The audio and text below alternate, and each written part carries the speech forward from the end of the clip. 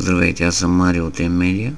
Днес ще ви демонстрирам основни показатели на онлайн системата за онлайн поръчки.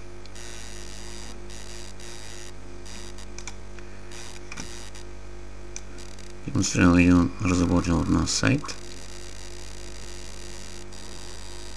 А сега нека влезем в неговия контролен панел за управление.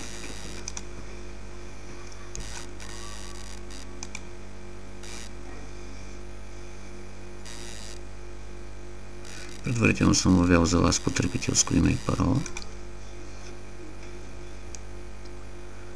Влизаме в системата. Както виждате, това е основното конфигурирано табло. Виждаме продажбите по 24 часа, 7 дни, последен месец. Демонстрираме продажбите за последните 7 дни.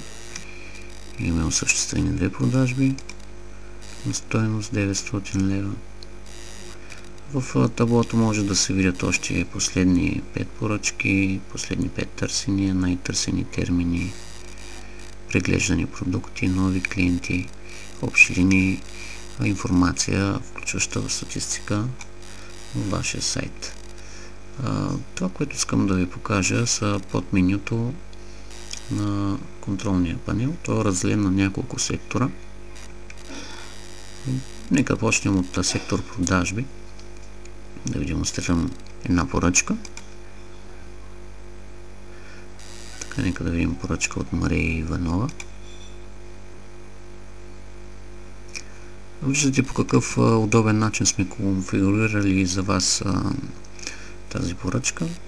Информация за плащането, по какъв начин е осъществено в случая наложен платеж, информацията за доставката, по какъв начин доставка с куриер или AliExpress, цена на доставката.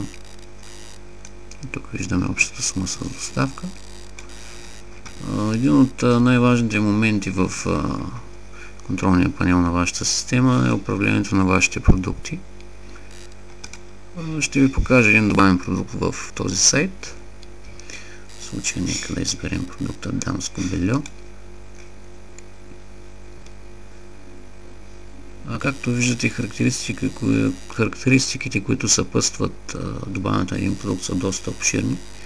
Не случайно системата, която ние ви предлагаме, е една от най-добрите на пазара за онлайн търговия.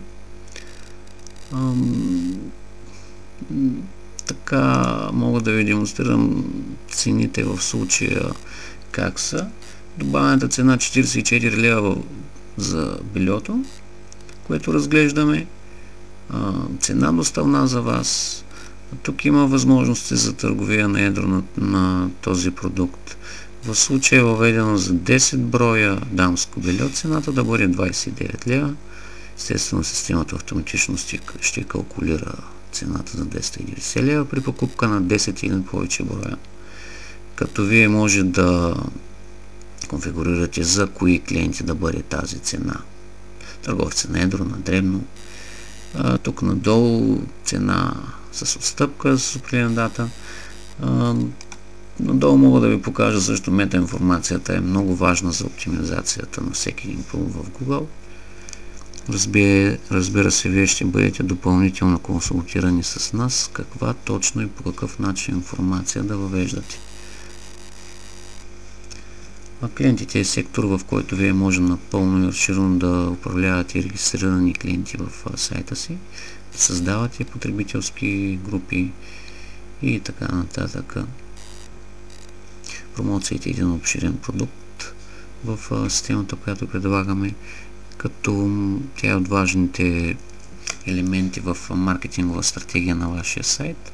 Тук може да се въвеждат купони с отстъпка, безплатни доставки за над определено количество от цената и много други, които вие ще бъдете уведомени какви са.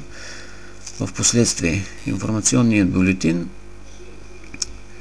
ви дава възможност да изпращате имейли за нови поръчки, за нови продукти и за промоционални продукти на всички регистрирани ваши клиенти, като по този начин поддържате един трафик към сайта си и същевременно увеличавате вашите продажби.